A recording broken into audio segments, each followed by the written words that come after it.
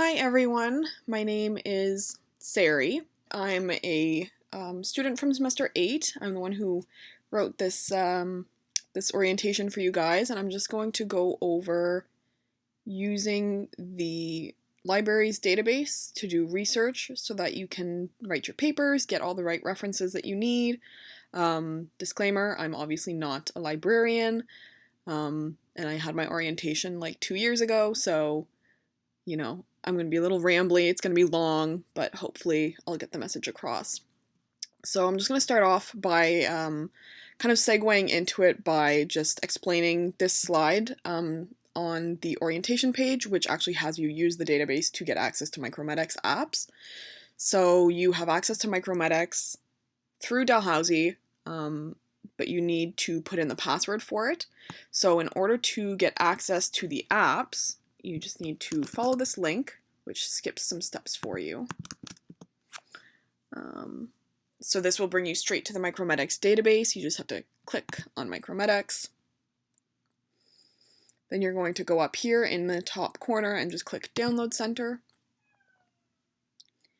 And then from there, it has the explanation for you to access Micromedex. So depending on which app you have, there will be a different password. For example, for Micromedex DrugRef, this is for Apple and Android. The password that you would put in would be P5ASWU. Same for the drug interactions. So drug interactions and DrugRef have the same password. But then if you get the IV compatibility, that's a different password. They've got a whole bunch of different apps. So just make sure you get the right password for the right app. These will change 4 times a year. So just make sure that you remember how to do this because you will need to know for when the password changes. They're a super great reference. I have referenced Micromedex in my papers before. Anytime that you're referencing a drug, honestly. So actually, I'll show you how to use the Micromedex website. So it's the same way, you can go to here, so libraries.dal.ca. You have different library sources here that you can search for. So there's the Novanet Basic Search, which will search all of the different resources that the library has access to, including their physical copies of stuff. So if you're looking for a textbook, that's a really great way to find it there. Otherwise, you could do specifically if you're looking for a book, an article, database. So this is how you're going to access Micromedex. So Micromedex is a database. So you just search it, it comes up. So click on that. And then here, you can search for different things. So you can search for anything, you can search for a specific drug, or you can search by disease. So if you want to look at the side effects for metoprolol,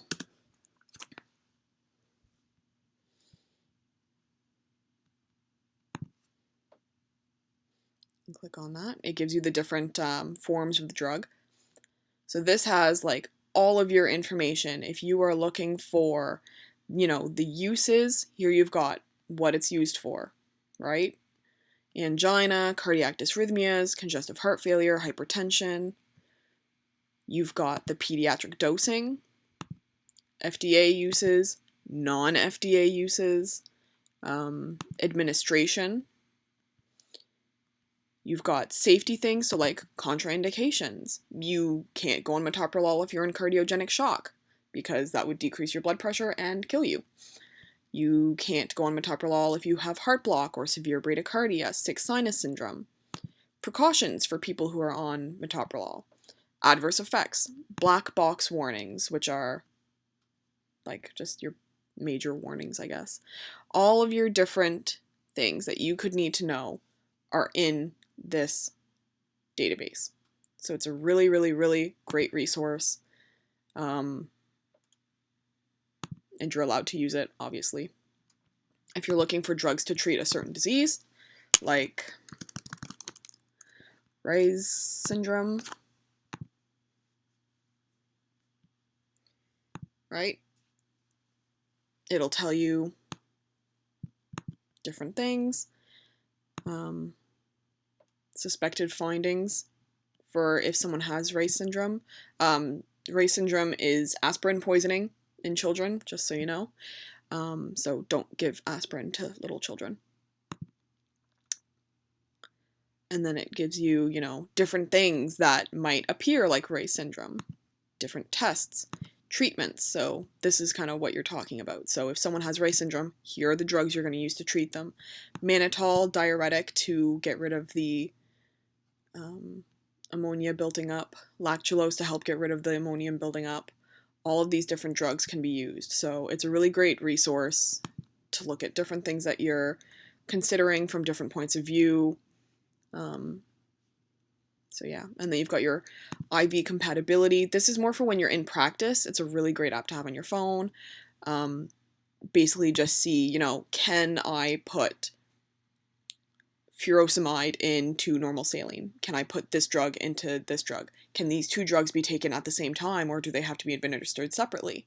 Because, you know, if you take a drug with an antacid, the antacid can minimize its reuptake, its absorption, and then, you know, it'll be less effective. So it's really good if you're not sure to check compatibility of drugs, comparisons to see, you know, how drugs compare, drug interactions, all that kind of stuff. It's really, really great resource. So that's it for Micromedics. So another similar resource, if we just go back to libraries. So another really popular database that you're going to use is CINAHL. So I actually don't remember what this stands for, but it's nurses and allied health professionals. So any nursing or healthcare type article that you're looking for is going to be found here. Honestly, I've used mostly CINAHL or just the Novanet basic search when I wasn't really able to find what I was looking for. You do have to keep in mind that not all the articles you're going to use are going to be healthcare specific. For example, I wrote a paper about a natural disaster, and actually really relevant papers were like economics and business and stuff like that, because, you know, healthcare isn't just healthcare, it's different things too. So if you're finding that you're being a little bit too restricted by CINAHL, you can always use the Novanet basic search, but it will be giving you a lot more results. So the way you can use CINAHL, there's a couple different ways. So here you've got 3 different search fields that you can use. So if you don't really know where to start, just start with one. Here you have Boolean operators. So this is basically just like if you use and, it will search for this and this. So it has to have both phrases in it for it to show up in your search. If you use or, you know, it'll search for one or the other. So if one is very non-specific, you will get a lot of results that are just that one non-specific thing plus the other one. I tend not to really use or a whole lot. And then not, which is like if you are looking for specifically cancer in adults, you would put not pediatrics or not geriatrics. It's just if you're getting a lot of results that are not what you're looking for, you can get rid of those by putting not that thing. So basically just quick search. Let's say you want to look for, we'll keep on the topic of Ray's syndrome. So you want more information about what Ray's syndrome is. So you'll see here, you get 164 search results. That's a lot. And you're not going to look at 164 different, you know, titles of different things when you don't know, you know, the difference between this and this is, you know, astronomical. This is crazy specific, you know, stuff. And then this is much more like clinical. So maybe you want to specify and say symptoms.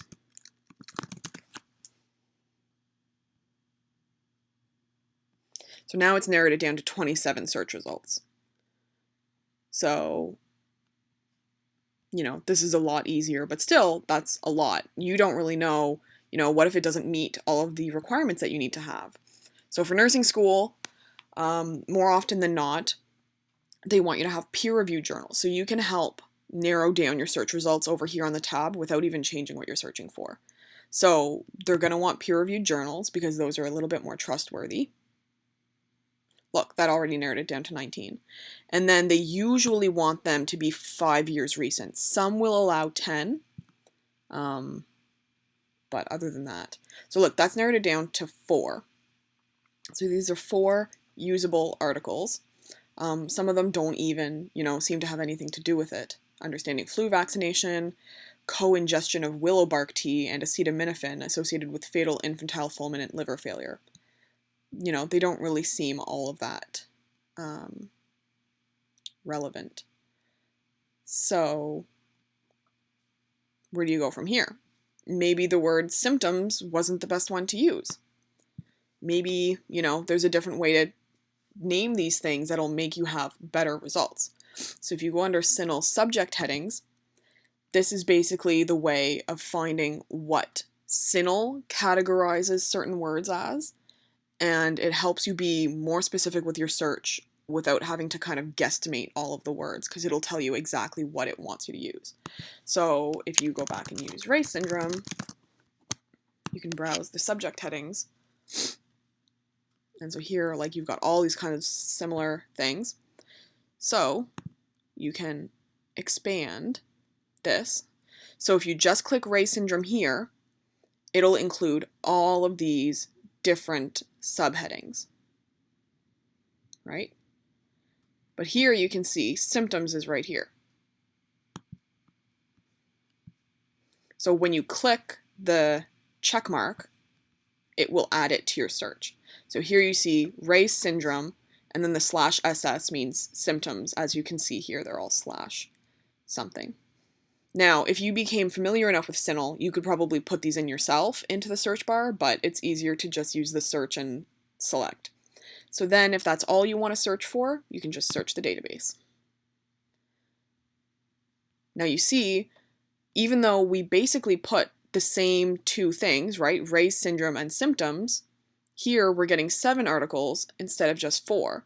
And this one here seems like it might be a little bit more relevant, although it's old, so maybe if we change the dates again, well, actually you'll see here the dates are completely different. This one only goes up to 2009. Whereas the last one, we had 4 between 2015 and 2019. So you can see it gives you different results. And you have to do a little bit of juggling around to figure out what you want to get.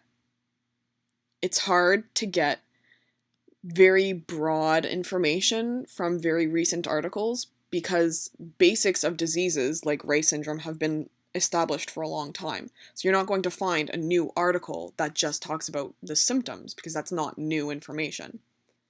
So what you might need to look for is a more recent, complicated article that talks about the symptoms as part of the introduction or as part of, not as the focus of the paper. And that can be a little tricky. So what you could do instead is just look up Reye syndrome, not specify symptoms. So just pick that and then select it as your major concept and then search the database. So here, again, we've got a whole bunch of articles, but as soon as you narrow it down to the most recent 5 years, that'll change very quickly.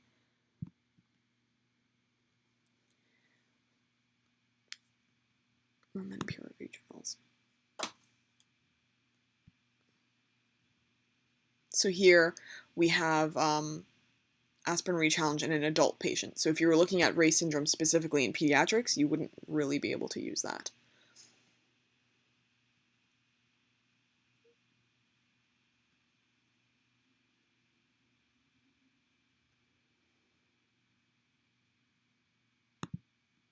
So this might be helpful. You kind of have to, don't discredit any articles just because they sound really complicated, because a lot of really helpful articles can sound complicated at first, but then you actually read it and you're like, oh, this has a really useful section.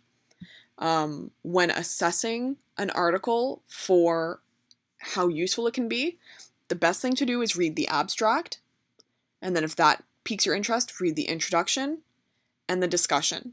because the methods, materials, and results are not really where the bulk of the information is. You really want the introduction, which can give you, like I said, the basic information, or the discussion, which really just, explains their results in easier interpreted terms. So if you're finding a hard time with using CINAHL, this is where I would go back to the libraries, and I would use the Novanet basic search. So you want to look for Reye syndrome symptoms.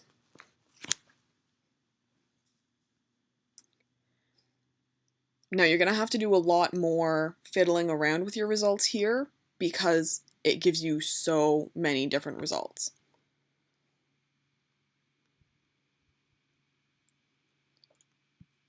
So here, peer-reviewed journals. And this one you have to apply yourself. It's not going to do it automatically. And then creation date. We want it to be 2015. And then apply your filters.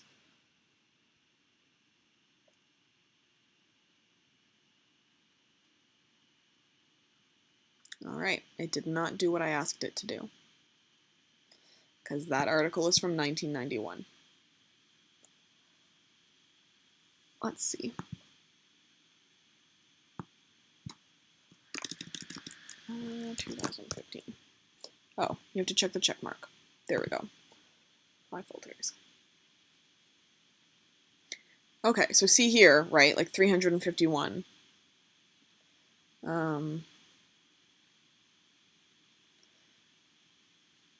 And I really couldn't tell you why it's doing this. So in this case, what you might have to do is add in the quotes so that it doesn't try and pick apart your words. Doing a new search like this will undo all of your tweaks that you made.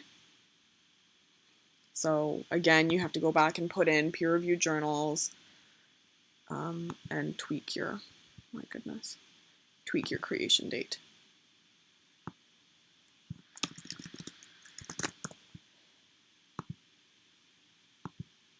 Because although you're typically encouraged to use articles, if the only place you can get information from is a book or textbook, especially for generalized information like, saying hypertension is high blood pressure, you have to say that came from somewhere. Maybe not something that generalized, but something that you were taught in class, but you still need a reference for. It's usually going to come from a textbook. So if at all possible, use the textbook for your class specifically because, they can vouch for that textbook. So here we have a whole bunch of stuff that is pretty much unrelated.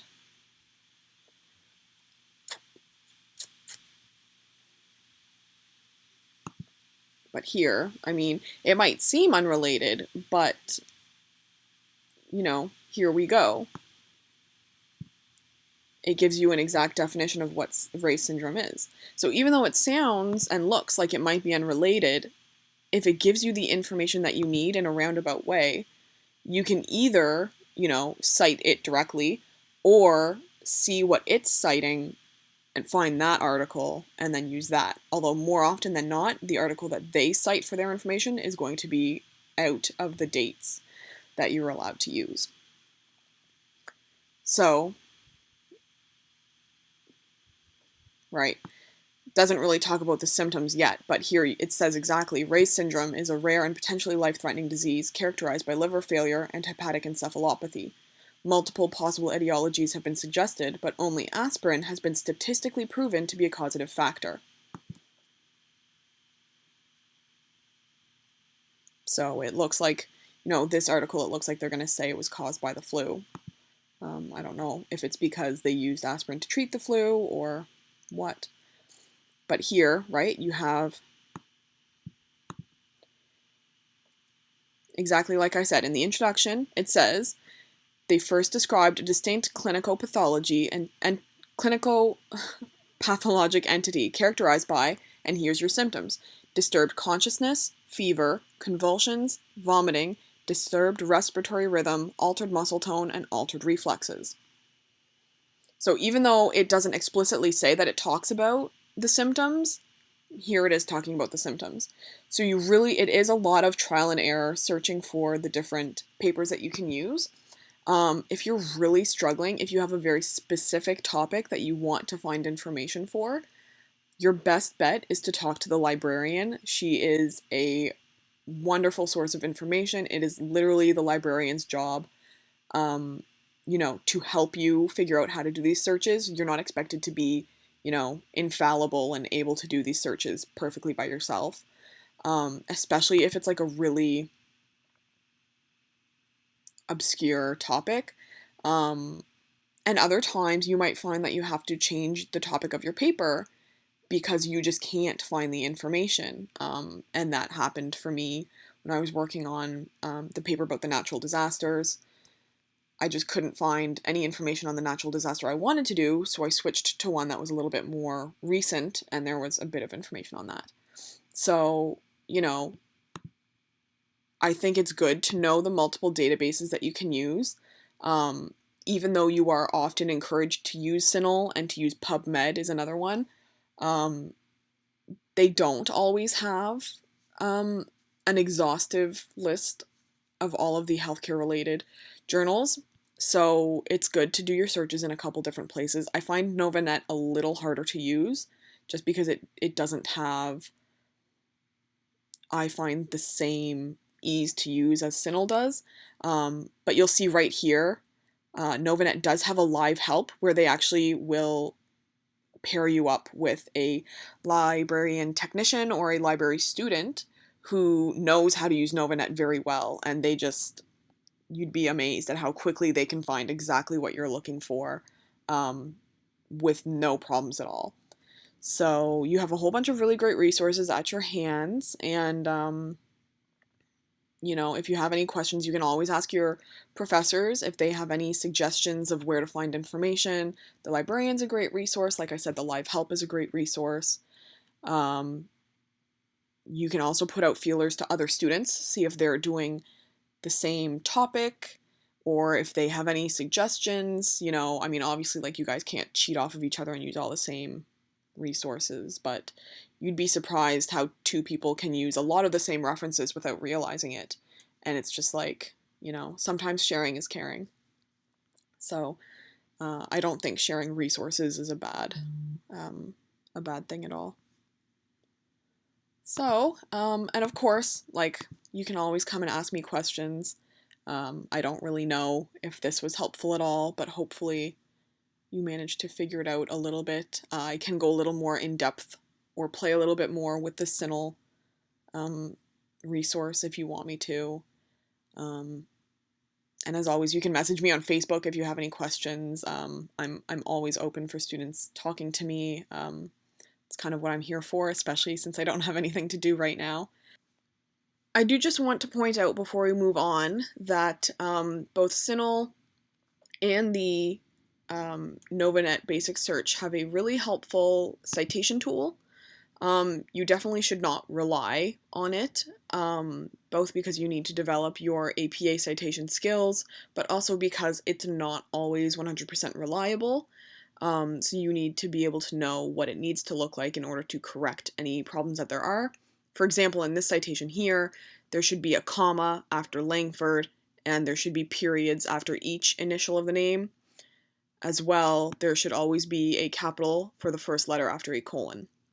But it is a quick and easy way to get, the basic information and not having to type out the whole long title and all 50,000 authors and all that kind of stuff. So that's just on the citation port here in CINAHL. And for Novanet, it's when you click on an actual article, we'll just go for the first one that pops up.